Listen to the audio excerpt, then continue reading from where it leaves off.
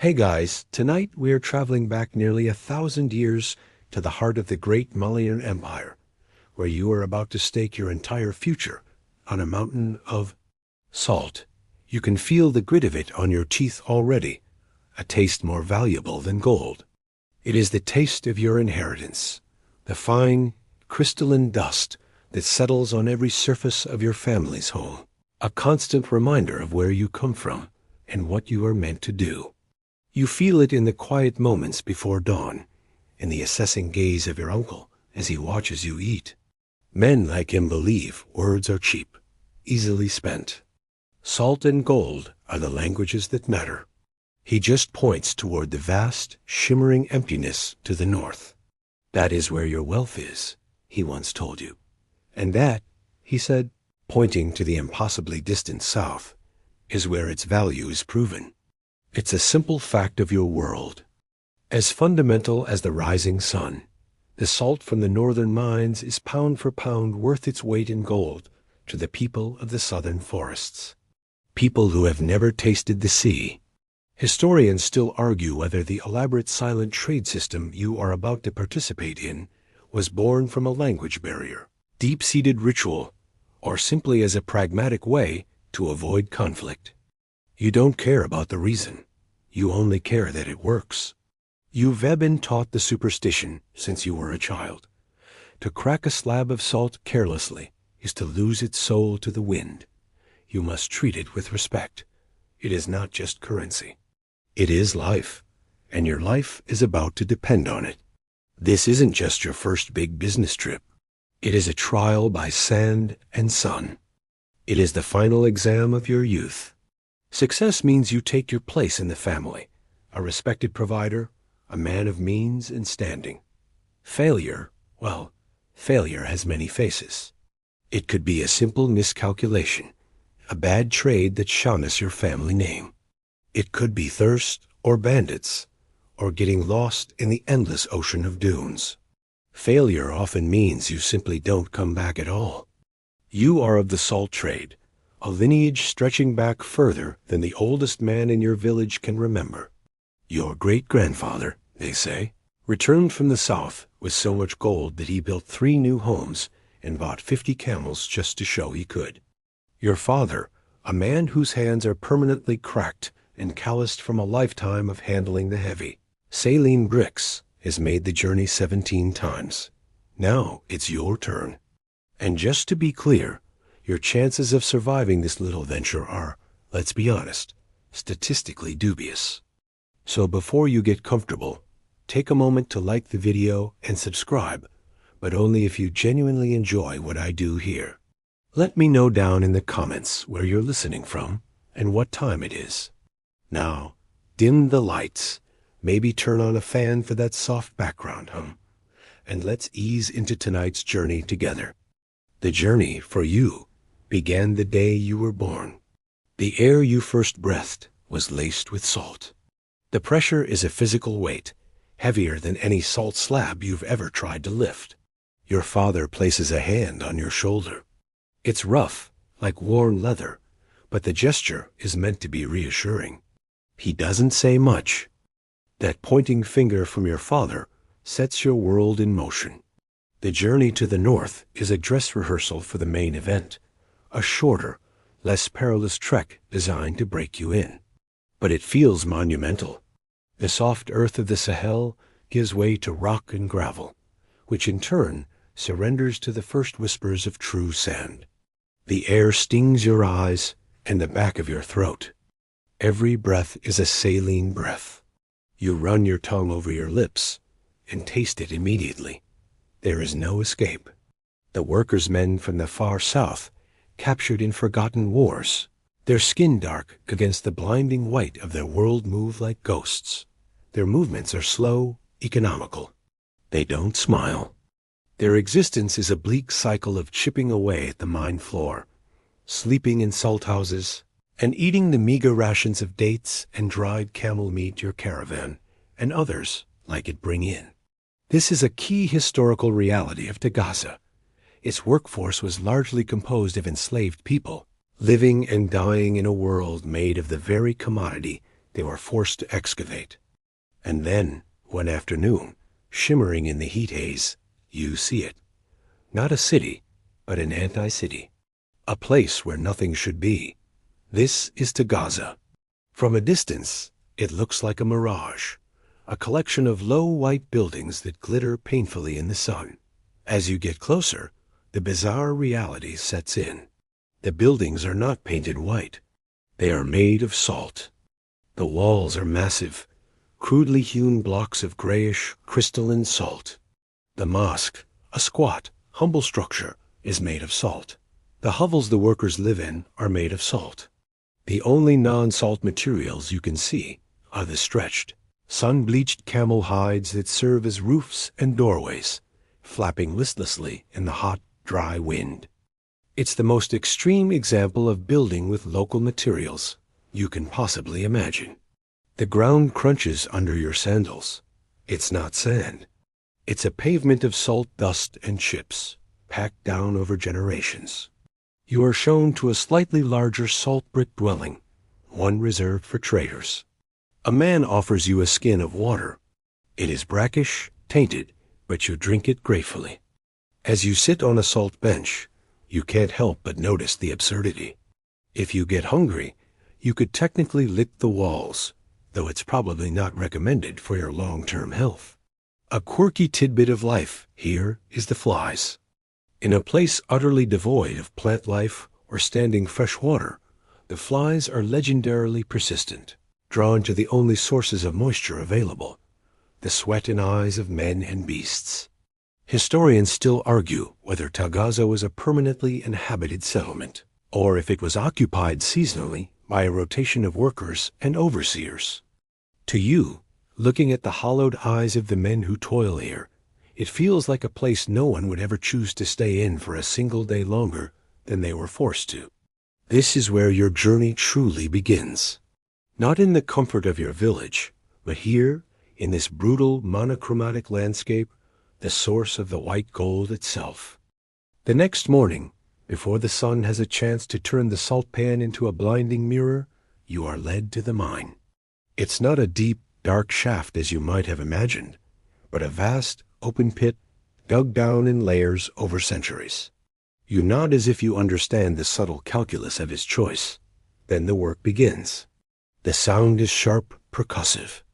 They smooth the surfaces, not to a perfect polish, but to a uniform, flat plane. The edges are beveled slightly to prevent chipping. It is a slow, painstaking process.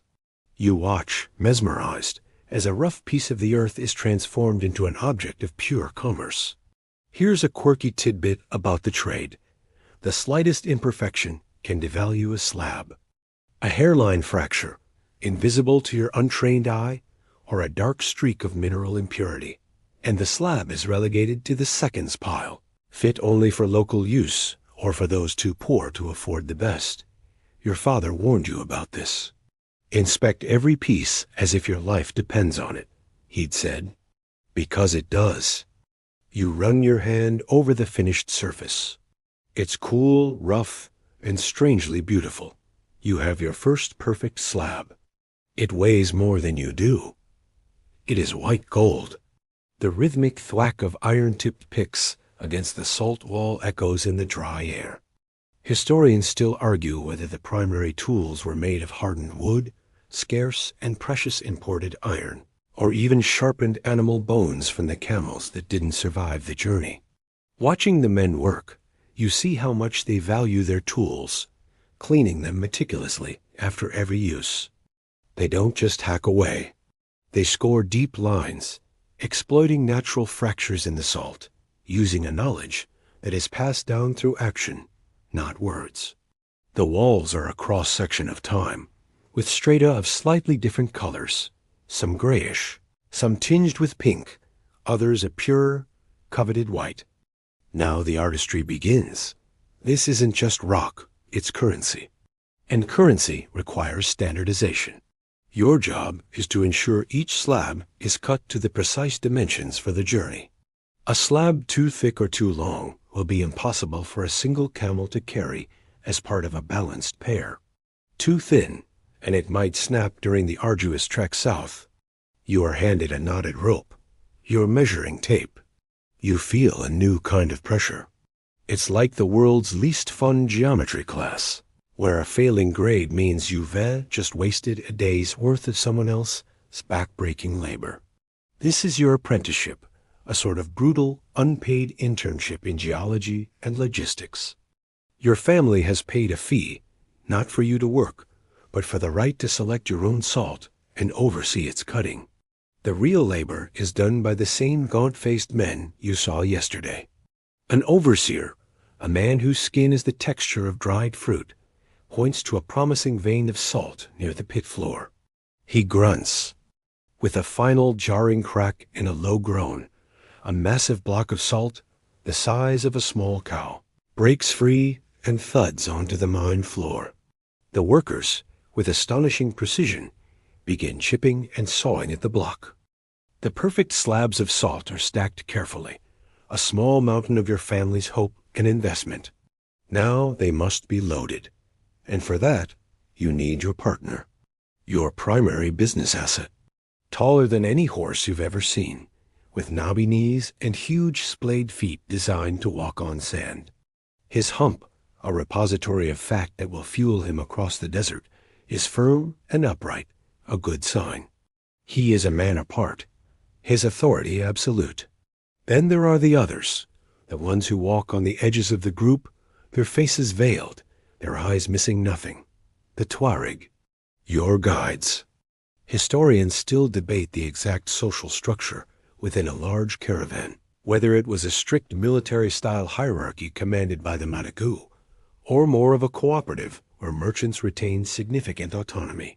From where you're standing, it feels like the first day of a new school you were forced to attend, where all the other students are heavily armed, and the principal can decide to abandon you in the desert if you break the rules. The air buzzes with 1,000 low sounds, the groaning of camels, the clinking of gear, the murmur of men speaking in a dozen different dialects. You and Patience are just one small part of this massive living organism about to be swallowed by the Sahara. You reach out a hand to pat his neck and are met with a gurgling, rumbling sound from deep within his throat, followed by a blast of hot, foul breath that smells faintly of half-digested dates and general complaint. It is a well-known fact that a camel is famous spit, send to saliva at all. It's a charming cocktail of stomach contents they regurgitate as a defense mechanism. You decide to keep a respectful distance for now. This animal will carry 2 heavy salt slabs, your water, your food, and your hopes. You are utterly dependent on him. He, on the other hand, looks like he could take you or leave you. Your 4-legged, single-humped, perpetually unimpressed mode of transport. You are introduced to your camel. His name, you are told, is Patience. It's a moving city, a temporary river of life flowing through the dry ocean of sand. You start to see the other members of the Azali, the salt caravan.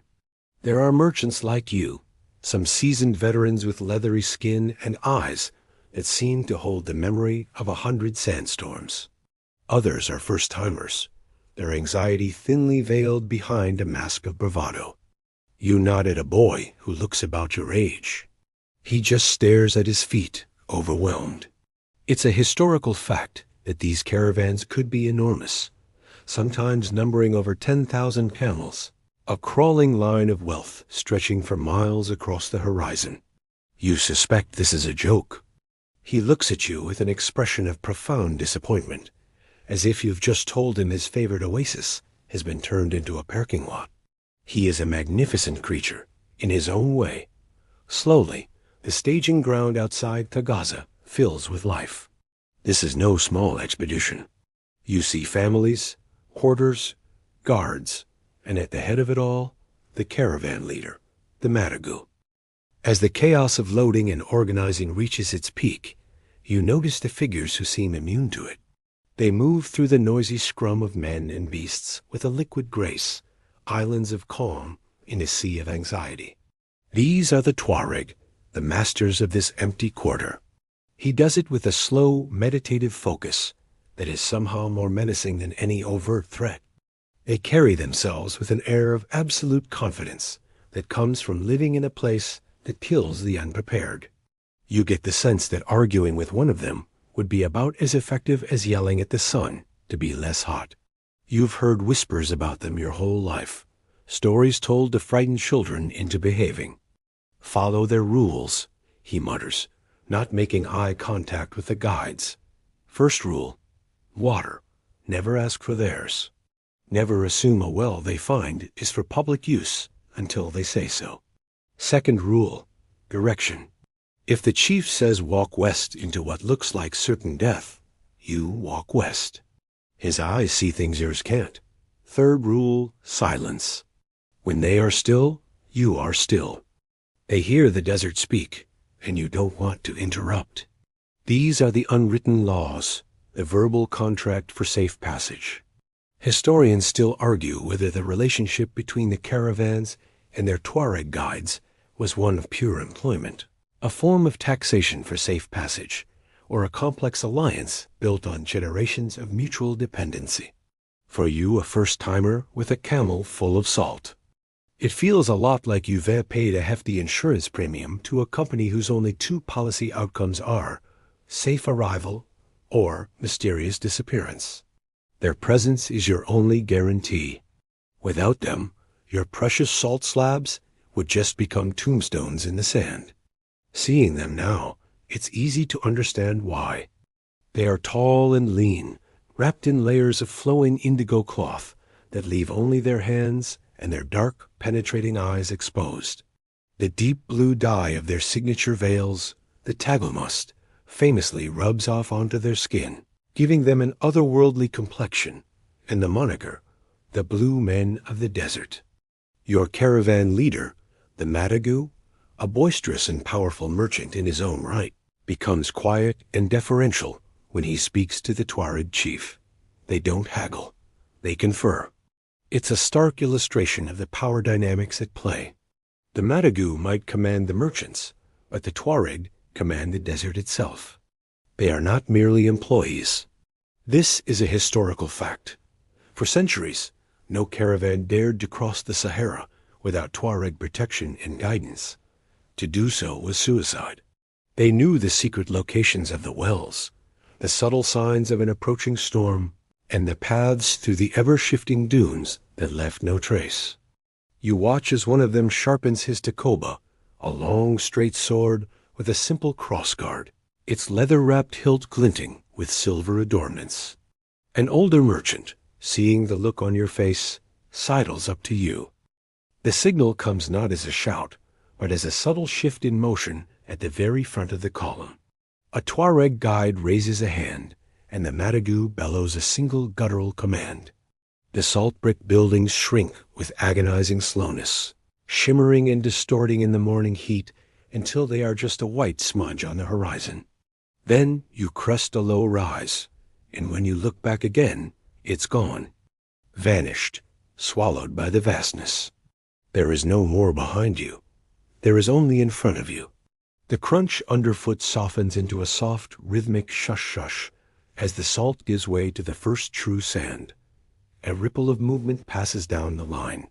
Camels groan in protest, lurching to their feet with a motion that feels like a small, localized earthquake. Your own camel, Patience, gets up with a sigh that seems to carry the existential weariness of his entire species. And just like that, with the agonizingly slow pace of a traffic jam you can't escape, the city of salt begins to move. For the first hour, you're still crunching over the salt pan that surrounds Tagaza. You look back. This is the Dune Sea, the Erg, the beginning of the real Sahara, and it is terrifyingly, incomprehensibly big. It's a mainstream historical fact, or rather, a geographical one, that the Sahara Desert is roughly the size of the entire United States. Standing here, a tiny speck of life on the back of a grumpy camel, you believe it. The horizon ceases to be a line and becomes a circle. You are at the center of a giant beige plate, and the sky is the bowl turned upside down on top of it. Your internal compass, The one that always knows which way home is, spins uselessly. Every direction looks exactly the same. It's the ultimate minimalist landscape. The scenic view is sand, more sand, and occasionally a rock. You now understand why the Tuareg are in charge. You wouldn't last a day out here on your own. Your fancy new smartphone with its GPS would be a useless brick, not just because there's no signal, but because the map itself is lying. The dunes shift with the wind. Landmarks are temporary illusions. Historians still argue about the exact primary routes of the trans-Saharan trade, as the shifting sands and lack of permanent structures have erased nearly all physical traces. The Tuareg don't use maps of paper. They use a map imprinted on their memory, a map of subtle clues. They might point to a patch of rock with a dark, glossy sheen on it, a natural phenomenon called desert varnish, built up over thousands of years. To you, it's just a rock. To them, it's a signpost, a confirmation they are on the right invisible road. The caravan stretches out ahead of you and behind you, a long, snaking line of life, the only thing in this entire universe that seems to be moving. The scale of it all presses down on you, a silent, heavy awe. You are no longer a merchant or a son or a villager. You are just a passenger. The awe you felt yesterday curdles into a grim routine. The desert is no longer a majestic spectacle. It is a workplace. A very, very hot workplace. Your day is dictated not by a clock, but by the sun, a malevolent celestial bully on a relentless power trip. You wake hours before dawn, shivering in a cold that seems impossible after the previous day's heat. A man with eyes that have seen too much thirst carries the precious water skins, guarded by two Tuareg. You look at him, confused. He makes a motion of putting it in his mouth. You try it. It's a quirky, low-tech solution, a fringe trick of the trade. The pebble doesn't quench your thirst, but it stimulates saliva, tricking your brain into feeling a momentary sense of relief. You roll the stone around in your mouth, a tiny, gritty comfort against the anvil of the sun, and wait for the signal to move again. He doles out your ration in a small wooden cup. It's a pitiful amount, barely enough to wet your tongue and throat, and it tastes warm and slightly of goatskin. You watch him, measuring each pour with an eagle eye, making sure your neighbor doesn't get a drop more. Historians still argue whether water rations were distributed equally among all travelers, or if they were allocated based on a strict hierarchy, with guides and wealthy merchants receiving more than porters or servants. Looking around, you suspect it's the latter. You choke down a small, dry cake of millet and a few dates, all of which taste like sand. By the time the first sliver of light cracks the horizon, the caravan is already moving, taking advantage of the fleeting coolness. These first few hours are the best part of the day. The air is crisp, and the long shadows of the camels stretch across the dunes like strange, moving forests. This is a non-negotiable part of the routine. It is a historical fact that trans-Saharan caravans marched in the cooler morning and evening hours, resting through the furnace of midday to conserve the energy of both man and beast. You slide off your camel and huddle in the sliver of shade it provides, a space that smells strongly of hot animal and sweat. The silence is absolute. It's too hot for conversation, too hot for movement. All life seeks stillness. The only sounds are the soft plod of 1,000 padded feet and the rhythmic creak of leather harnesses. But as the sun claws its way higher, the heat begins to build. It starts in your shoulders, a gentle warmth that quickly becomes a heavy, pressing weight. The air begins to shimmer, and by mid-morning, the world feels like it's being viewed through a warped piece of glass. The sun is now a cosmic blow-dryer set to high, aimed directly at your face. Around noon, when the sun is directly overhead and offers no shade, the caravan leader gives the signal to halt. This is when the waterkeeper makes his rounds. It's the world's most stressful hydration challenge. The thirst is a living thing inside you. An old trader, seeing your cracked lips, wordlessly hands you a small, smooth pebble. The sun finally gives up its assault, surrendering the sky in a spectacular, silent blaze of orange, purple, and dusty rose. The heat doesn't just fade, it flees, as if terrified of the profound cold that rushes in to take its place. But you notice the Tuareg chief, the same man who conferred with the Matagu, is not sleeping. He walks a short distance away from the group, standing alone on the crest of a dune, a tall, dark silhouette against a sky that is now utterly exploding with stars. He isn't waving, he's measuring. This is a little-known, quirky technique of ancient navigators, using the human hand as a precise instrument. Held at arm's length, the width of a finger or a fist or an outstretched hand corresponds to a specific number of degrees of arc in the sky. He is measuring the angle between a familiar, bright star and the horizon, or the distance between two constellations. He confirms the caravan's heading, not just in a general direction, but with a precision that feels like magic. He's not checking his horoscope. He's doing trigonometry with his knuckles. Historians still argue whether this profound astronomical knowledge was the exclusive domain of a single guide, a secret passed from master to apprentice, or if it was more common knowledge shared among the experienced desert veterans. From your vantage point, it seems like a superpower held by one man, the only thing standing between the caravan and the oblivion of being lost forever. The desert is a featureless, shifting nightmare, but the stars are constant. And he understands their language. With no city lights for 1,000 miles in any direction, the heavens are revealed in their true, overwhelming glory. The Milky Way is not a faint, cloudy band. It's a brilliant, churning river of light, so dense it looks like you could reach up and scoop a handful of it. A collective sigh of relief seems to ripple through the caravan. The world is bearable again. This is the other half of the daily routine, the night shift of navigation. There are no maps, no landmarks, and you certainly don't have a glowing phone screen with a helpful blue dot showing your location. There is only this man and his ancient knowledge.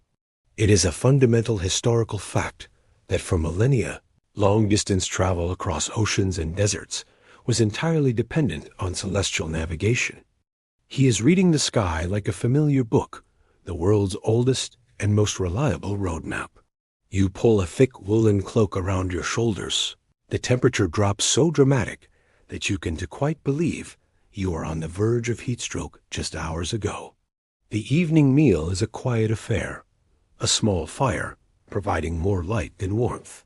You eat your gritty stew, the taste of salt and smoke mingling with the ever-present flavor of sand.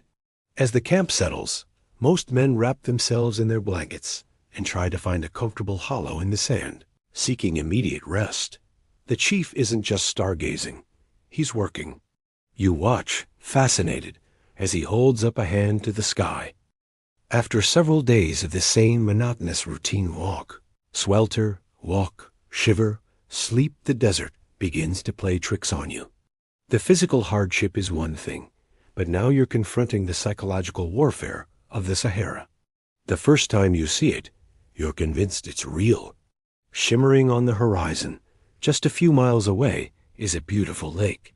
While half dozing on the back of your camel, you might have a vivid 5-second dream of being home, of drinking cool, clean water from the well in your village, only to be jolted awake by the lurch of the camel, the reality of the sun and sand crashing back in on you.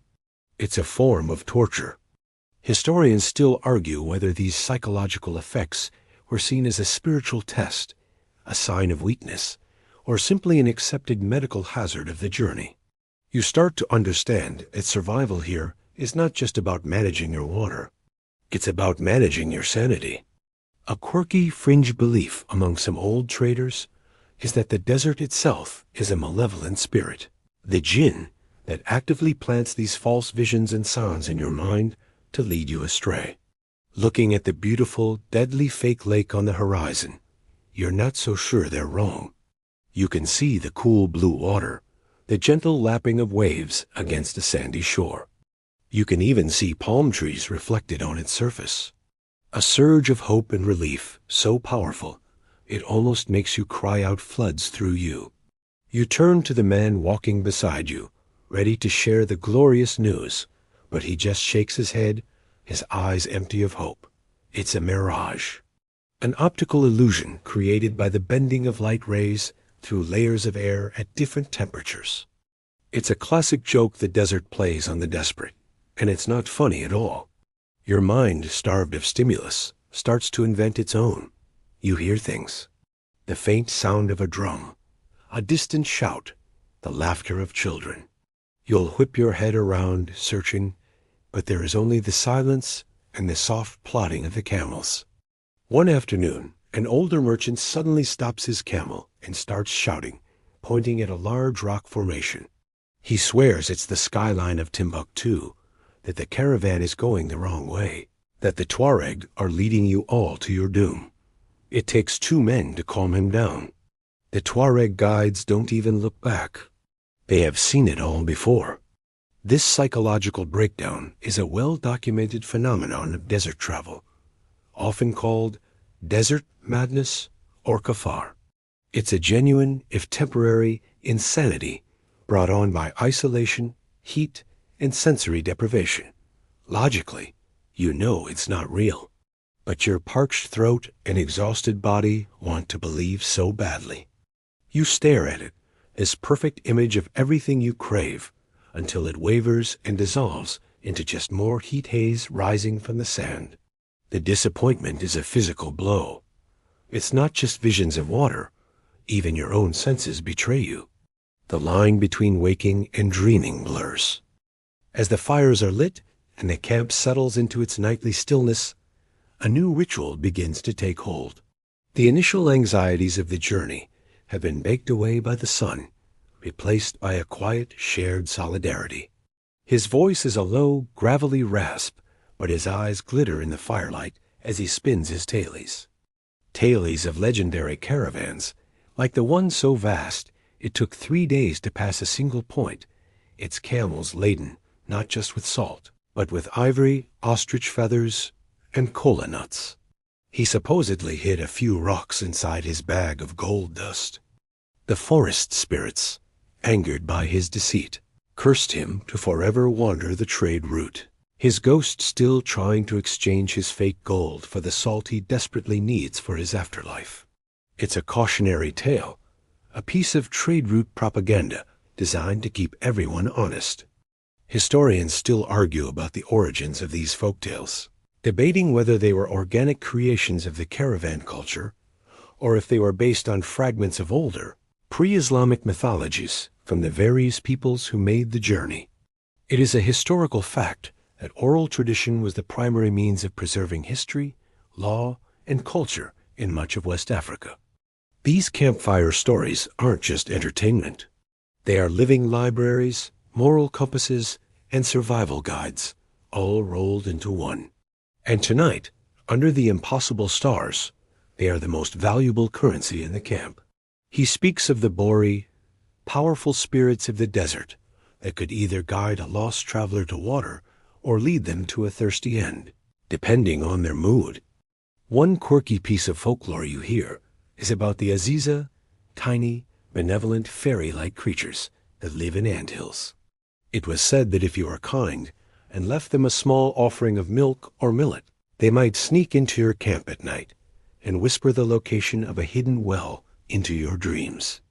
It sounds silly, but you see more than one old trader surreptitiously leave a small pile of grain near an insect mound before they go to sleep.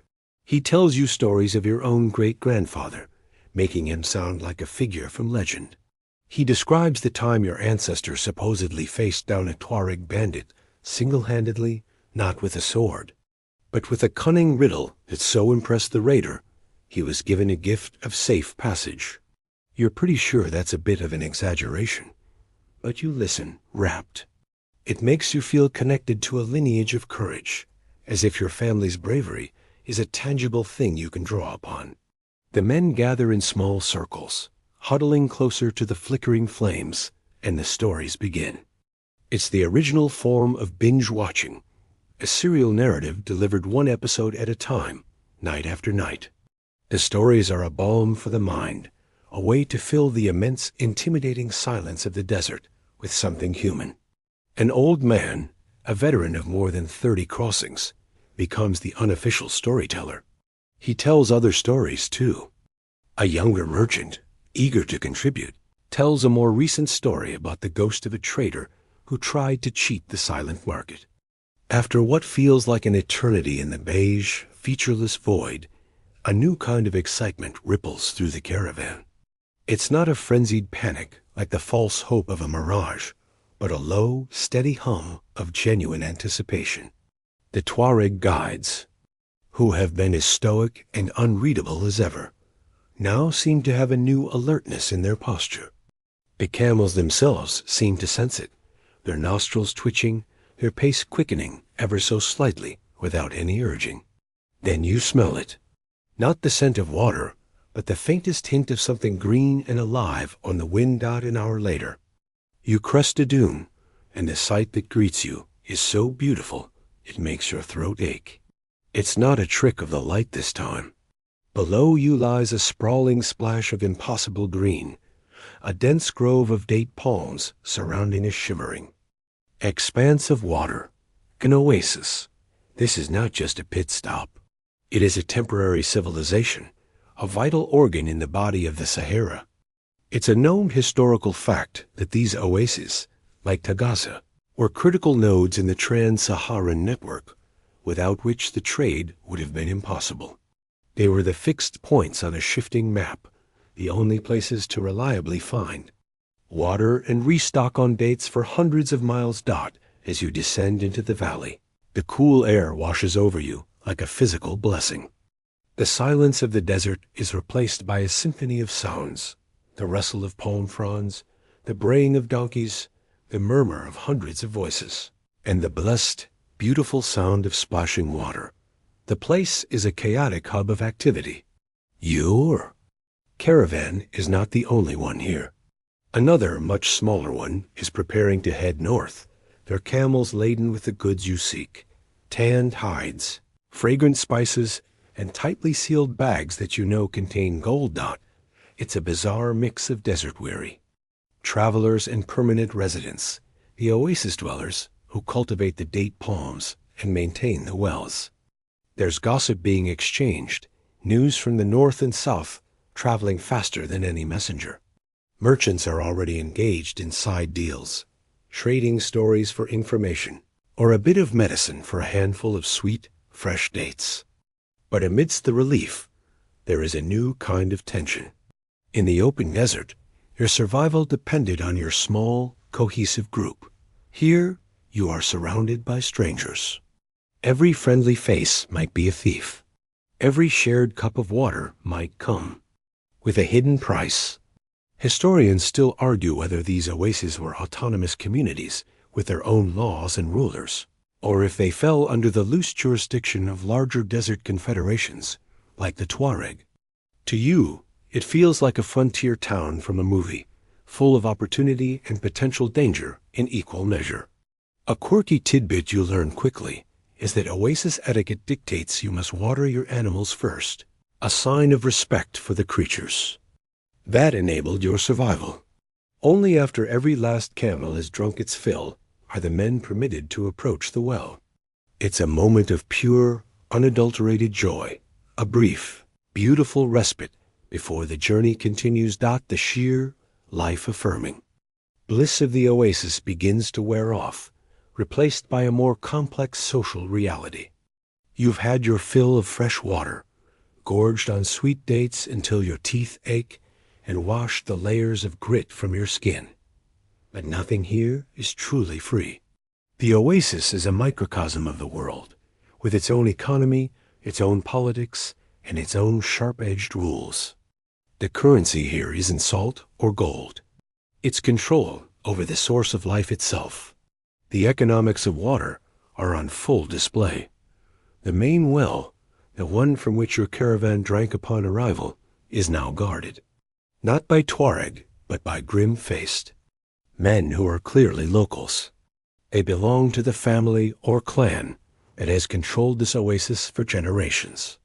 Access to that first, deep drink was a customary rite for a newly arrived caravan, a gesture of hospitality. But now, every subsequent trip to the well comes at a cost. The caravan leader, the Madadu, handles the main negotiation for the bulk refilling of the waterskins, a tense affair involving the trade of several bolts of fine cloth and a small bag of something you can't see. For your personal use, it's a different story. You want to wash your cloak or take more than your allotted share. That requires a personal transaction. You approach a smaller, secondary well, and a young man knocks. Your path. He doesn't say a word, just holds out his hand. You have nothing to offer but a piece of your own precious salt.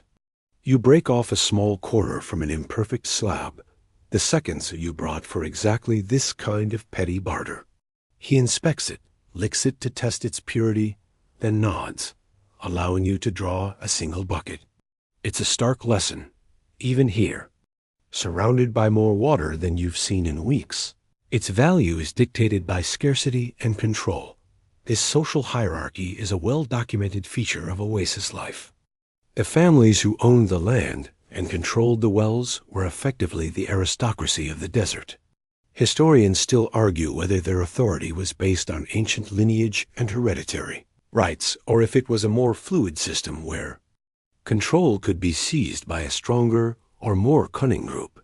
Looking at the hard men guarding the water, you get the sense that their claim is backed up by the very real threat of force. You witness a tense standoff between a poor pilgrim, not attached to any major caravan, and a well guard. The pilgrim begs for water, offering a small, warm prayer amulet. The guard scoffs and turns him away. It's a brutal, casual display of power. A quirky, fringe practice you observe is the date water tax. The oasis dwellers, who spend their lives cultivating the date palms, will often demand a portion of a caravan's grain supply in exchange for the sweet, sticky dates that are a high energy staple of desert travel. It's an intricate web of exchange. Your salt buys you cloth in the south. The cloth buys you water in the oasis. The water allows you to transport more salt. It's a complex, circular economy, and right now you are at the bottom of the food chain, bartering chips of white rock for the right to stay alive. You've been at the oasis for 3 days, a period of rest and recuperation that has restored your strength and spirits. The camels are well fed and watered, the waterskins are full, and the caravan is preparing for the final leg of the journey south. There's a lightness in the air, a sense of the finish line being within reach. But the desert hasn't had its final say. It begins subtly. The wind, which has been a constant but predictable presence, picks up a strange, restless energy. The sky, usually a brilliant, cloudless blue, takes on a sickly yellow-gray hue. The experienced traders and the Tuareg guides stop what they're doing. They sniff the air. A sudden, profound silence falls over the bustling oasis as every man and animal seems to hold their breath. The Madagu bellows a single word, a command of pure, urgent warning. Then you see it. On the northern horizon, a monstrous churning wall of dust and sand is rising up to meet the sky. It's not just blowing sand. It's a solid, boiling mass, hundreds of feet high, blotting out the sun as it advances with terrifying speed. This is a haboob, a violent, superheated sandstorm that can swallow entire landscapes. The stories you heard around the campfire suddenly feel chillingly real. There is no time to think, only to react. Panic erupts, but it's a focused panic, channeled by the shouted commands of the Tuareg. The camels! Bring the camels down. They yell. You and the other men rush to your animals, forcing them to their knees, their instincts already telling them to get low. You push patience into a tight, kneeling huddle with the camels nearest to him, creating a living wall against the coming storm. The goal is to form a dense, compact mass to minimize the surface area exposed to the wind out. You have just enough time to pull the end of your turban across your face, covering your nose and mouth before it hits. The world disappears.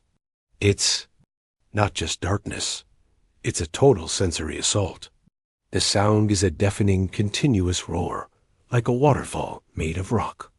The air becomes a thick, suffocating slurry of sand that stings any exposed skin and forces its way into your eyes, your ears, your mouth. You can't see the man huddled next to you. You can't see your own hands.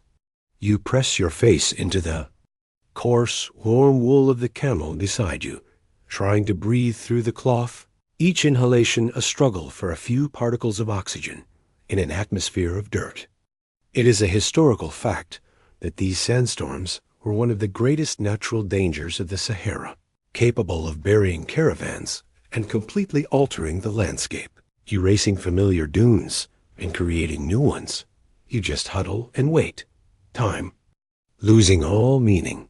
Historians still argue about the most effective traditional survival techniques, whether it was better to be near a rock outcropping or in the open, or if certain camel formations were superior. All you know is the Tuareg method: get down, get tight, and pray. It feels like being buried alive. This is the desert's raw power, a furious, indiscriminate force that reminds you just how small and fragile you truly are. The roaring subsides, as slowly as it began, fading from a deafening howl to a low moan, and finally to an eerie, ringing silence. You wait, not daring to move, until a call from one of the Tuareg echoes through the murky air. Slowly, cautiously, you lift your head. The world has been remade in monochrome. Everything, every camel, every person, every rock is coated in a thick, uniform layer of fine, yellow dust. It's like a sculptor has just finished a massive, beige art installation. You spit a mouthful of mud and push the cloth from your face, blinking against the grit that seems to have fused to your eyelashes. The air is still thick, but breathable. Around you, men are slowly, stiffly getting to their feet, shaking out their cloaks and checking on each other with quiet nods. The immediate sense of relief at having survived is quickly replaced by the cold, hard process of taking inventory. This is the morning after the storm, the moment you count the cost. Your camel, Patience, is thankfully unharmed, having weathered the storm with the stoic resignation of his kind. He looks at you as if to say, "Well, that was unpleasant," before letting out a dusty sneeze. But not everyone was so lucky. You see a small group of men gathered around a still, humped shape in the sand. A camel, caught on the exposed edge of the huddle, suffocated, its lungs filled with the storm. Its owner, a young merchant like you, sits on the ground, his head in his hands, his face a mask of despair. He has just lost half his carrying capacity, half his potential profit. The damage is not just to life, but to property. You walk over to your precious salt slabs, which you had covered with a heavy hide blanket. You brush away the thick layer of new sand, and your heart sinks. Two of the slabs on the outer edge have been scoured by the wind-borne sand, their once sharp corners rounded and worn. Worse, a new hairline crack has appeared in one of them, a fatal flaw that renders it almost worthless for the high-end trade. You remember your father's words: inspect every piece. The storm has just cost you a significant fraction of your inheritance. This loss of goods and animals was a grimly accepted reality of the trade.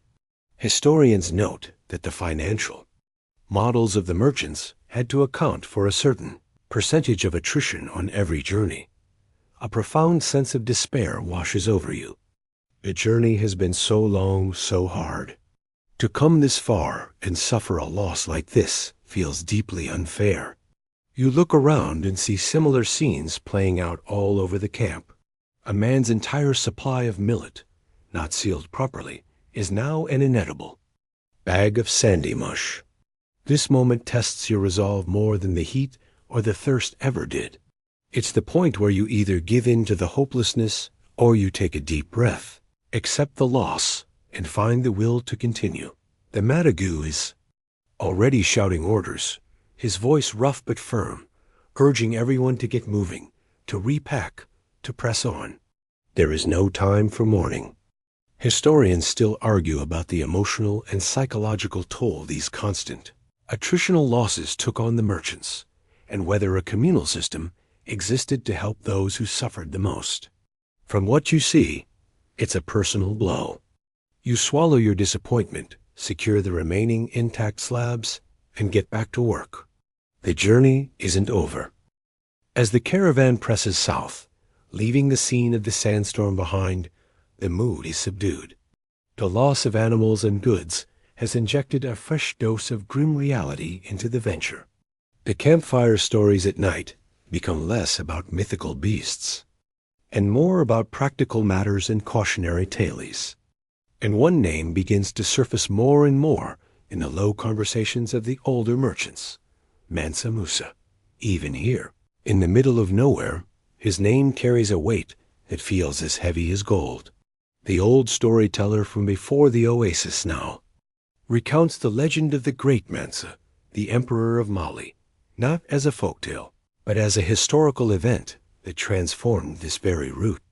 He points south into the darkness. It was on this path, he says, his voice low with reverence, that the great king made his pilgrimage. But he did not travel as we do.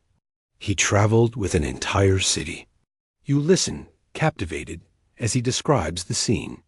A caravan not of a few hundred or even a few thousand, but of 60,000 men. A procession led by 500 heralds, each dressed in silks and carrying a staff of solid gold. He speaks of 100 camels, each one laden with over 300 pounds of pure gold dust, a treasure so vast it was used to pay for supplies, to give as alms to the poor in the cities he passed, and to build mosques along the way. It is a well-established historical fact that the Hajj of Mansa Musa in 1324 is one of the most famous events in medieval African history, a display of wealth that literally put Mali on the map for European cartographers, the storyteller claims. His own grandfather saw the tail end of the procession as a boy. He talks about how Mansa Musa's generosity was so lavish that when he passed through Cairo, he gave away so much gold that he single-handedly destabilized the local economy, causing the value of gold to plummet for over a decade. It's a bit of economic trivia that sounds almost too incredible to be true, yet the older merchants all nod in solemn agreement. This is their history, the benchmark against which all wealth is measured. The story has a strange effect on you. On one hand, it's inspiring. The idea that such immense wealth originated from the very empire you're walking toward fills you with a sense of purpose. Your cracked salt slabs are the first link in a chain that leads to that kind of legendary fortune. On the other hand, it's deeply intimidating. Your few bags of potential gold dust feel like a pittance, a child's allowance compared to the treasury of an emperor. Historians still argue about the precise amount of gold Mansa Musa carried and the exact economic impact of his journey, but its symbolic power is undeniable. It cemented the image of West Africa as a land of unimaginable riches in the mines of the wider world. The shadow of the great Mansa stretches long even after a century. His journey sanctified this path. You are not just a trader on a dirty, dangerous road. You are following in the footsteps of a king. The thought makes you stand a little straighter on your camel. The next morning, the change is so gradual that you almost miss it. For weeks, your entire world has been a palette of beige, gray, and the blinding blue of the sky. But now, other colors are starting to bleed into the landscape. At first, it's just a single, stubborn-looking patch of wiry, pale grass growing at the base of a rock. You stare at it for a long time, as if it's a rare jewel. A few miles later, you see another, then a whole cluster of them. Then you begin to notice the air itself feels different. It's still hot, but the dryness that sucked the moisture from your skin and cracked your lips is losing its sharp edge. There's a faint, almost imperceptible humidity, a softness you haven't felt since you left your home. One morning, you wake up and your cloak is damp, not from rain, but from dew. The simple phenomenon feels like a miracle.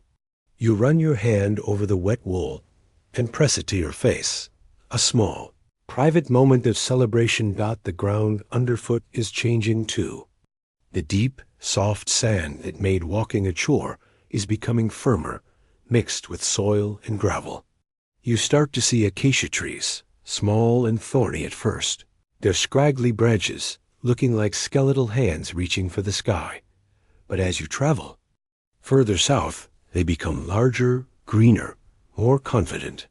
You even see birds.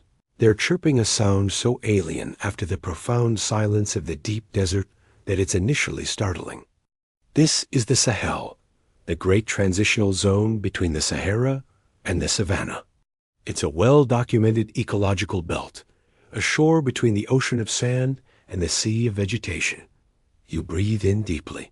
The scent of the Sahel is a complex perfume of dry grass, dust, and the faint, earthy smell of life returning to the soil. It's the smell of the end of the desert. The camels seem to know it too.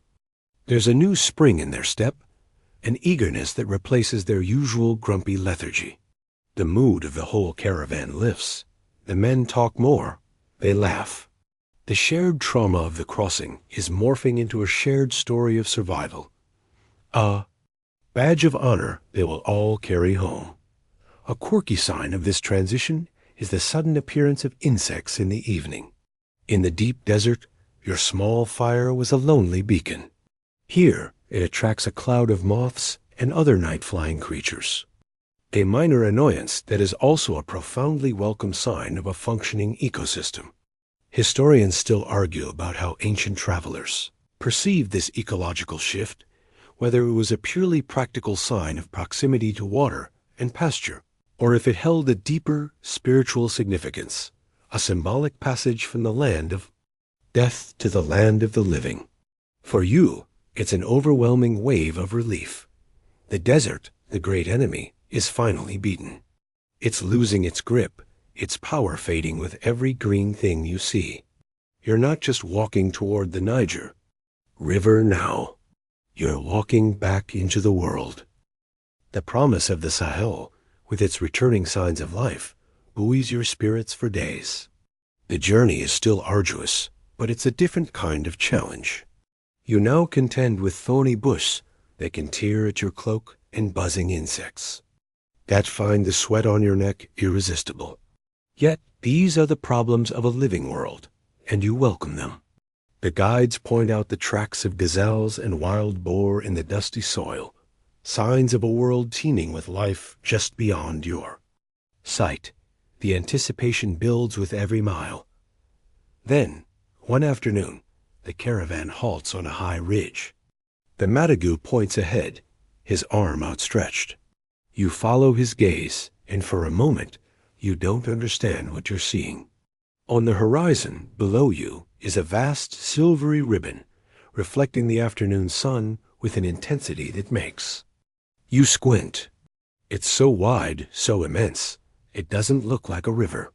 It looks like a stationary piece of the sky that has fallen to earth. This is it, the Joliba, the Niger, the lifeblood of the Malian Empire. A cheer goes up from the men, a ragged, spontaneous roar of pure, unadulterated relief. Men are laughing, hugging. Some are even crying.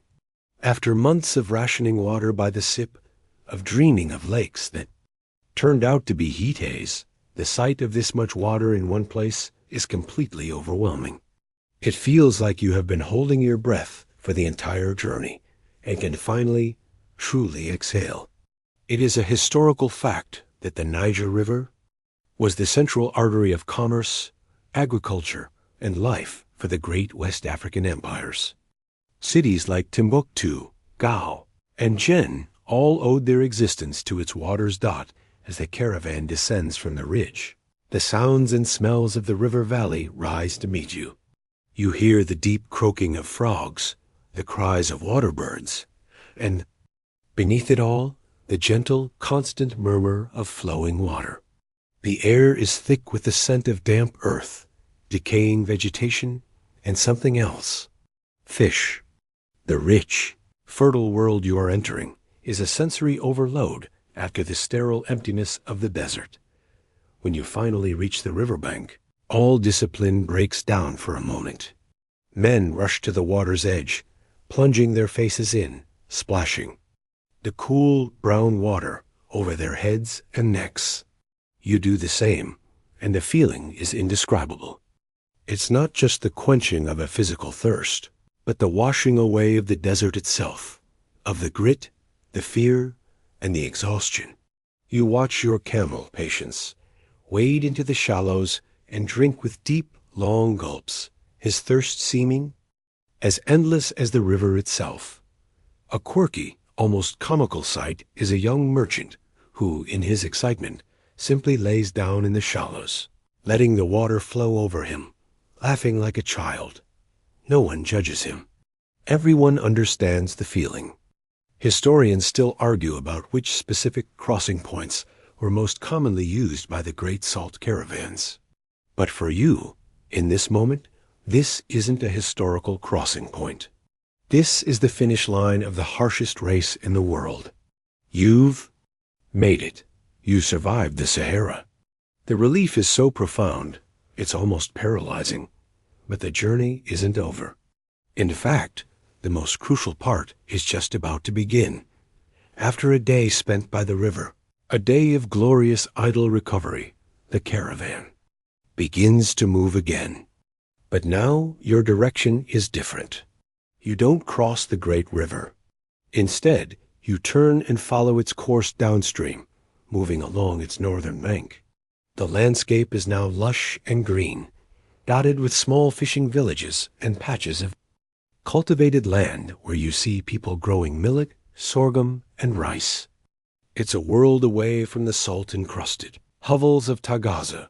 You soon arrive at what you can only describe as a precursor market. It's a sprawling, chaotic, and vibrant town a few days' journey from the more famous imperial cities. This is not the final destination, but a vital staging ground. Here, the great desert caravan, the Azalai, begins to break apart. The massive unified column of thousands of camels splinters into smaller groups. Some merchants will continue on to Gao, others to Timbuktu. Your group, the one destined for the silent trade, will stop here to prepare. The noise, after the silence of the desert, is overwhelming. It's a constant barrage of sounds, the haggling of merchants in a dozen languages, the bleating of goats, the pounding of blacksmiths' hammers, the laughter of children. The smells are just as intense: grilling fish, strong spices, fragrant woods, and the less pleasant but unavoidable scent of 1,000 people and their animals living in close proximity. This is the edge of the empire, and it is buzzing with life and commerce. You see men with intricate scars on their faces, women wearing brightly colored fabrics and heavy gold bracelets. It's a dazzling display of the wealth and diversity of the Mali Empire. Here, you get your first real sense of what your salt is truly for. You see a woman trading a handful of dried fish for a small, rough chunk of salt from a local trader's supply. The way she treasures that little piece, wrapping it carefully in a leaf, tells you everything you need to know. It is a historical fact that in the forest and savanna regions of West Africa, where natural salt was incredibly scarce, it was a crucial dietary supplement for both humans and livestock, as well as a primary food preservative. Its value was not a matter of luxury, but of necessity. You spend a day here reorganizing your goods. The cracked slab of salt, damaged in the storm, is sold off at a steep discount to a local trader, who will break it down and sell it by the pinch in the market. It's a loss, but it's better than nothing. You use the small amount of currency you get to buy fresh food, a piece of grilled perch, and a ball of sticky rice that tastes like the most delicious meal you've ever eaten. A quirky custom you observe is the cola nut greeting. Men will often break a cola nut, a bitter, caffeine-rich stimulant, and share the pieces as a sign of friendship and respect before beginning any business negotiation. Historians still argue whether these bustling gateway towns were formally administered by the central imperial government, or if they operated as semi-autonomous free trade zones. To you, it just feels like an exciting, slightly dangerous explosion of life, the antechamber to the real Hall of Wealth. Your smaller group, now consisting of about 30 merchants and their camels, leaves the bustling market town behind. You are guided not by the Tuareg anymore. Their job was to master the desert, and their contract is fulfilled, but by a new local guide, a man from the Seninct people who knows the river and its secrets. He leads you away from the main thoroughfare, down a smaller, less traveled path that winds through thick vegetation and groves of massive baobab trees. The air grows quiet again, but it's a different kind of quiet from the desert. This is a silence filled with the hum of insects, the rustle of unseen animals, and the heavy, damp breath of the forest. The mood in your group has shifted dramatically. The boisterous relief of reaching the river has been replaced by a tense, focused anticipation. The men speak in low voices. The jokes have ceased. This is the final, most mysterious stage of your long journey. The guide doesn't explain where you are going. He simply leads, and you follow. This secrecy is a key element of the process. Historians still argue about the precise location of these legendary silent markets, with some suggesting they were on specific islands in the river, while others believe they were at designated, secluded clearings on the riverbanks that change seasonally to ensure security. After a half-day's travel, the guide stops. He points through the trees to a clearing on the riverbank. Here, he says, this is the place. You look out at an unremarkable patch of ground. It's flat, sandy, and bordered on 3 sides by dense jungle and on the 4th by the slow-moving river. There is nothing here. No buildings, no people. No sign that this place is any different from 100 other clearings you've passed. But this is it. The place of no words. The site of the depot.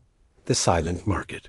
A strange, sort of ritualistic calm descends over your group. There is no shouting, no rushing. Every movement is deliberate, respectful. You are entering a sacred space, a commercial holy of holies. The guide explains the rules, even though you've had them drilled into you by your father since you were a child. There is to be no loud noise. You are not to stray into the woods. And under no circumstances are you to remain in the clearing after your goods are placed. It's a historical fact that this practice of silent trade, or dumb barter, was not unique to Mali. The Greek historian Herodotus described a nearly identical system used by the Carthaginians trading for gold with a tribe on the West African coast, nearly 2,000 years before your journey. A quirky, and perhaps apocryphal, part of the lore is the belief that the gold traders were not men at all, but forest spirits or beings from another world. This myth was likely encouraged by both sides to maintain secrecy and prevent direct, potentially violent, contact. You unload your precious, perfect slabs of salt from Patience's back for the last time. You handle them with the care of a priest handling sacred artifacts. The air is thick with tension and the smell of the river. The stage is set. The sun is high in the sky, casting short, sharp shadows on the ground. The Matagu of your small group gives a quiet single nod. It's time. You and the other merchants walk out into the clearing, each of you carrying one of your heavy salt slabs. You feel the eyes of the forest on you, a prickling sensation on the back of your neck. You know that you are being watched by the gold traders. Hidden somewhere in the dense green wall of trees and vines, you walk to the spot your father described to you, a place marked by a particular flat-topped rock near the center of the clearing. With immense care, you lay down your first slab of white gold. You then walk back to your camp at the edge of the woods, retrieve your next slab, and place it neatly beside the first. You repeat this process, your heart thumping with a nervous rhythm, until all of your valuable intact slabs are arranged in a neat personal row.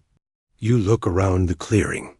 The other merchants are doing the same, creating a patchwork of small, white rectangles on the sandy ground. It's a strange and beautiful sight, this temporary gallery of saline currency. Your entire journey, all the hardship and fear, is crystallized in that neat pile. Once all the salt has been laid out, the next step of the ritual begins. The Matagu walks to the edge of the river, where a large drum has been placed. It's a massive instrument, carved from a single log and covered with a tightly stretched animal hide. He picks up 2 heavy wooden beaters. He takes a deep breath, and then he begins to play. The sound is a deep, resonant boom boom, boom that rolls across the water and echoes back from the silent forest. It's not a complex rhythm, just a steady, powerful beat. It's a signal, a declaration. This is the historical method described in numerous Arab and European accounts of the trade. The salt merchants would announce their presence and the laying down of their goods with the beat of a drum, the dandan. The sound says, "We are here. We have laid our salt. The market is open." After a few minutes of the powerful drumming, a silence falls that is even more profound than before. The Matagu puts down the beaters. The signal has been sent. Now comes the most difficult part of the entire process for a young, anxious merchant like yourself: the retreat. As one, your entire group turns its back on the clearing and the precious salt you've left there, completely exposed and unguarded. You walk back into the shade of the trees from where you came, a distance of a few hundred yards. You are not allowed to look back. To do so is a sign of mistrust, a violation of the ancient protocol. A quirky, superstitious belief is that to watch the gold traders emerge is to invite bad luck, or even to have your soul stolen by the forest spirits. Historians still argue whether this retreat was a genuine act of trust or a pragmatic security measure to ensure both parties remained at a safe distance. All you know is that you are now hidden, waiting, your entire fortune sitting out in the open, dependent on the honor of people you will never meet. The wait is a unique form of torment. You are hidden in the trees at the edge of the clearing, crouched down with the other merchants. You're close enough to see your salt slabs, but far enough away to honor the rules of the trade. You are forbidden to speak. The only sounds are the hum of the jungle and the thumping of your own heart. Every rustle of leaves in the forest behind you makes you jump. Is it one of them? Can they see you now? You feel utterly exposed, even in hiding. Stare at your neat pile of salt, a small white monument to your family's legacy. It looks so vulnerable out there in the open. A dozen paranoid thoughts flash through your mind. What if they just take it and leave nothing? What if this is the one time the ancient tradition fails? What if a sudden rainstorm dissolves your fortune into the sand? Your father's voice echoes in your memory. The longest part of the journey is the last hour of waiting. He was right. The weeks in the desert were a simple physical struggle. This is a battle of nerves got hours pass. The sun begins to creep down the sky, stretching the shadows across the clearing. You fight the urge to fidget, to whisper to the man next to you. The older merchants are as still as stones, their patience a lesson in itself. They trust the system. You are trying to. Then, just as you start to believe nothing will happen, you see movement. Not a person, but a flicker. A glint of yellow dot. Your heart leaps into your throat. You squint, your eyes straining. There, beside your neat row of salt, is a small pile of something that shines, a little mound of gold dust. They have emerged from the forest, silently, like ghosts. They assessed your offer and placed their counter-offer, and you saw nothing. Not a glimpse of a face, not a whisper of a sound. It's a historical fact, central to the legend of the silent trade, that the exchange happened without any direct contact. This absolute anonymity was the system's most defining feature. Now the signal comes for the second stage. The Madagu stands up, and your group walks back out into the clearing. The air is thick with a silent, palpable tension. You walk toward your salt. Your hands are sweating. The pile of gold dust sits beside the first slab in your row. It shimmers, a beautiful, terrifying pile of possibility. Is it enough? Is this a fair price for the salt you have risked everything to bring here? This is the crucial moment of negotiation. A quirky, and perhaps embellished, part of the tradition holds that the gold traders have an incredible sense of justice. If you were to try and take both the gold and the salt, a terrible curse would befall you, and the trade at this spot would be ruined forever. Historians still argue whether this phase of the trade was a simple take-it-or-leave-it offer, or if a more complex, multi-stage negotiation could occur. According to the rules you were taught, you have only two choices. If the offer is fair, you take the gold and leave the salt. If it is not, you leave the gold untouched, retreat again, and wait for them to add more. The decision is yours alone. You stand before your row of salt slabs, the small mound of gold dust beside them seeming to pulse with its own inner light. All the noise of the world, the jungle, the river, the anxious breathing of the men around you, fades away. There is only you, the white of the salt, and the yellow of the gold. This is the test, not just of your nerve, but of your judgment. You crouch down, your eyes fixed on the glittering pile. It's not coins or nuggets. It's fine, soft dust. Like yellow flour. How do you even begin to assess its value? This is where your apprenticeship, all those years watching your father and uncles, comes into play. You don't have a scale. The transaction relies on an innate, practiced sense of volume and weight. You look at the pile, estimating its size. You compare it to the size of your first salt slab. Your mind races, doing the complex, intuitive calculation. The months of travel, the cost of the camel, the lost slabs from the storm, the expected profit. You have to weigh all of that against this silent, shimmering offer. You glance at the merchant next to you. He is staring at his own pile of gold, with an unreadable expression. No one can help you. To ask for advice would be a breach of etiquette, a sign of weakness. It is your salt, your risk, your decision. You remember a story your father told you of a first-timer who, out of greed, rejected a perfectly fair offer. He retreated, hoping for more. When he returned hours later, both the gold and his salt were gone, a silent punishment for his avarice. On the other hand, if you accept an offer that is too low, you shame your family and return with a meager profit, marking you as a fool. This is the very heart of the silent market's mystery. Historians still argue about the mechanics of this. Valuation. Was there a universally understood, though unspoken, exchange rate? Or was it a fluid negotiation based on the quality of the salt and the current demand for gold? You suspect it's the latter.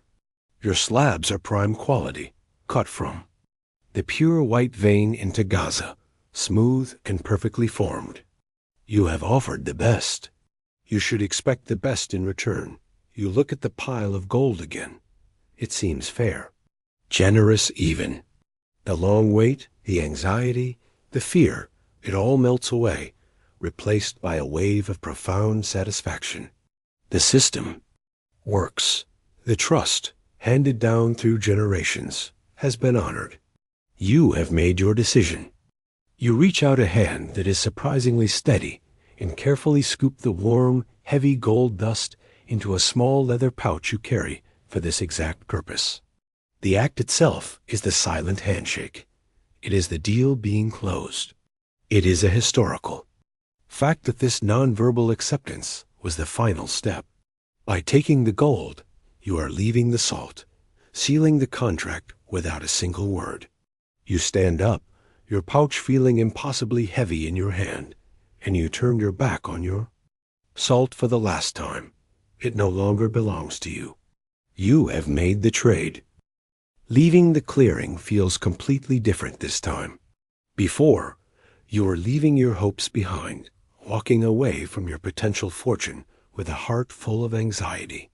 Now you are walking away from a successful transaction, the proof of your success, a heavy, reassuring weight in a pouch tied securely to your belt. There is no fanfare, no celebration. The quiet, respectful protocol must be maintained until you are well away from the sacred ground of the market. You and the other merchants who have accepted their offers walk back to the staging area. Pack your camels and prepare to leave, all in near silence. Not everyone is coming with you. You see one older merchant, a man with a stern face, standing, with his arms crossed. He has left his pile of gold untouched, a silent signal of rejection. He will now retreat back into the woods and wait, hoping the unseen traders will add to their offer. It's a risky move, a high-stakes gamble of patience and nerve. You give him a slight nod of respect and wish him luck in your heart. You are glad you are not in his position. As your group moves away from the riverbank, putting distance between yourselves and the place of no words, the solemn tension finally breaks. A young man lets out a whoop of joy. Another laughs, a sound of pure relief. The Matagu turns around and grins, his teeth white in his dark, weather-beaten face. You are no longer boys playing with salt, he says, his voice booming in the quiet woods. Today you are merchants of gold. The journey home begins immediately. There is no time to waste. The responsibility has now shifted. Before, you were guarding a bulky, heavy, but relatively low-value commodity. Now, you are guarding a small, concealable, and astronomically valuable treasure. The weight of this new reality is, in many ways, heavier than the salt ever was. Every shadow in the woods looks like a potential bandit. Every stranger you might meet on the path is a potential threat. It is a historical fact that the return journey, while physically easier, was often more dangerous due to the high value of the cargo.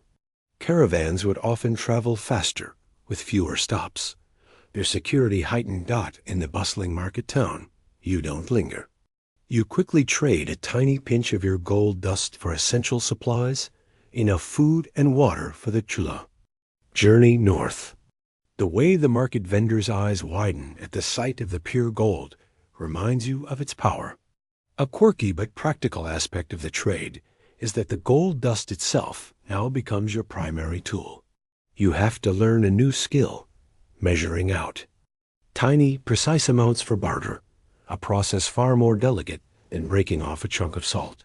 Historians still argue whether merchants made the full journey back to their original homes with the gold, or if they traded it in major commercial hubs like Timbuktu for other goods like textiles, spices, or books that were easier and safer to transport.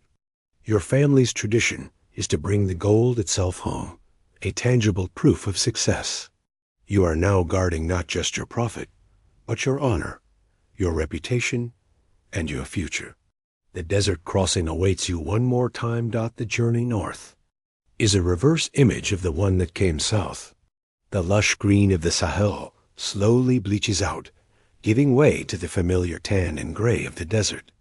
The air becomes drier, the nights colder, the sun more brutal. But your perspective has completely changed. You are not the same nervous, inexperienced boy who first set out from Tagaza. You are a veteran. The desert, which once seemed like a monstrous, unknowable entity is now a familiar landscape. You recognize the patterns in the dunes, the subtle signs of a coming change in weather, the look of a healthy camel versus one that is struggling.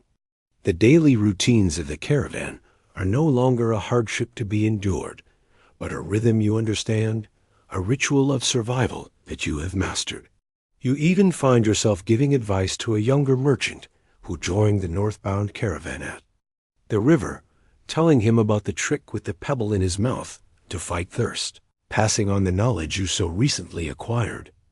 The weight of the gold pouch on your belt is a constant, physical reminder of what you have accomplished. At night, you don't join the story circles as a mere listener anymore.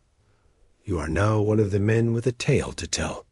You speak of the silent clearing, the ghostly appearance of the gold, the heart-stopping moment of decision. Your story weaves itself into the larger tapestry of the caravan's lore. This transformation from apprentice to master, from listener to storyteller, is a crucial, if informal, part of the merchant tradition. You find yourself looking at your camel Patience with a newfound respect, even affection. You've come to understand his groans and grumbles not as complaints, but as communication. You know the exact spot behind his ears he likes to have scratched. He is no longer just a beast of burden. He is your partner, the silent, steadfast companion who carried you through the furnace and back. It's a quirky but common bond between a man and his camel, a relationship forged in shared hardship that few outside the desert would understand. Of course, the fear of bandits is still real. The guards are more vigilant on the return journey, and you travel in a tighter formation. One night, a false alarm, a shadow that turned out to be a strangely shaped rock, sends a jolt of adrenaline through the camp, a stark reminder of the precious cargo you carry. Historians still argue about the prevalence of raiding on the major trade routes, with some accounts depicting it as a constant menace, while others suggest that the power of groups like the Tuareg made such attacks rare and costly for the perpetrators. You're just glad you don't have to find out firsthand.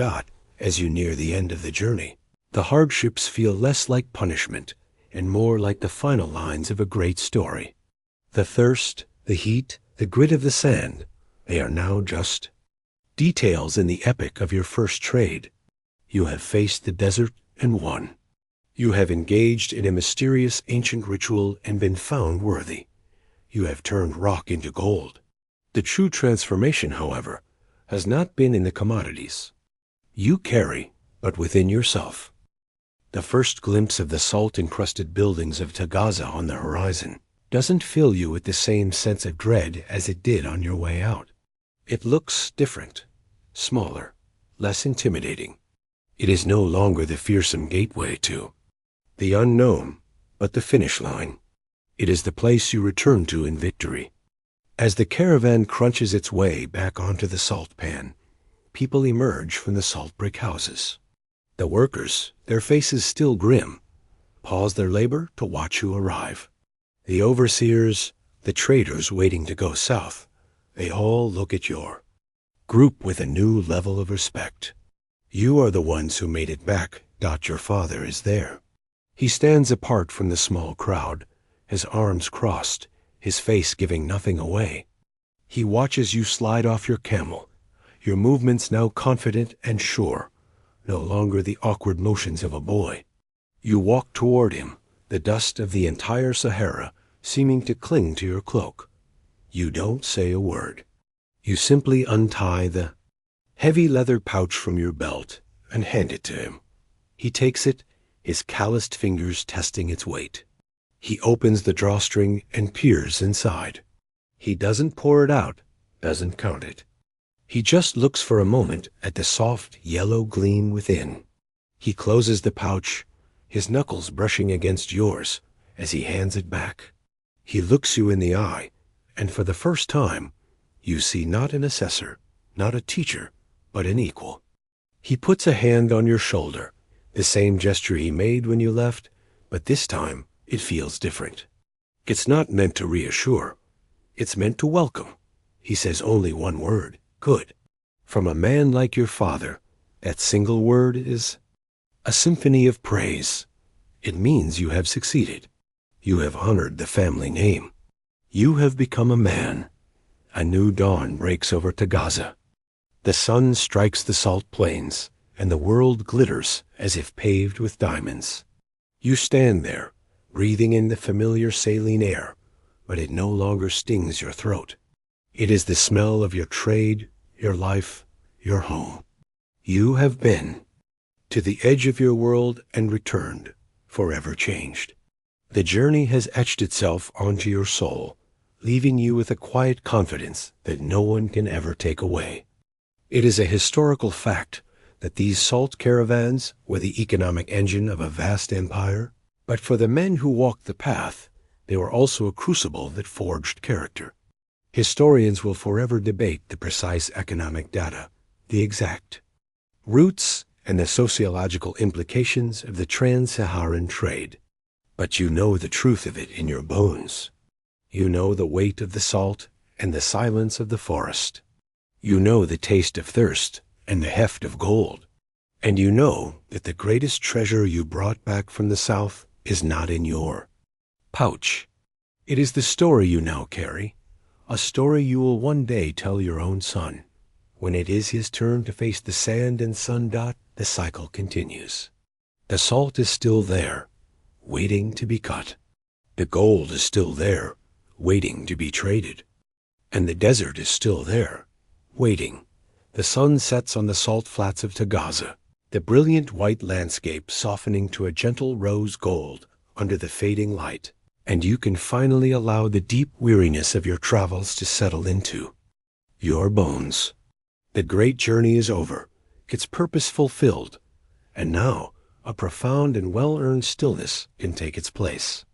The anxieties of the journey, the fear of the unknown, the heavy weight of responsibility, all these can be laid down, just as you laid down your salt slabs by the river's edge. Let the memories of the journey soften now, the harsh edges of the desert sun and the biting wind fading into a distant, dream-like tapestry. The silence of the forest, once so tense and full of unseen watchers, now becomes a peaceful quiet, a gentle hush that invites you toward rest. There are no more decisions to be made, no more dangers to guard against. There is only the peaceful rhythm of your own breathing, a slow and steady tide pulling you toward the deep restorative shores of sleep. You have returned home, your journey complete, and you can rest now, truly rest.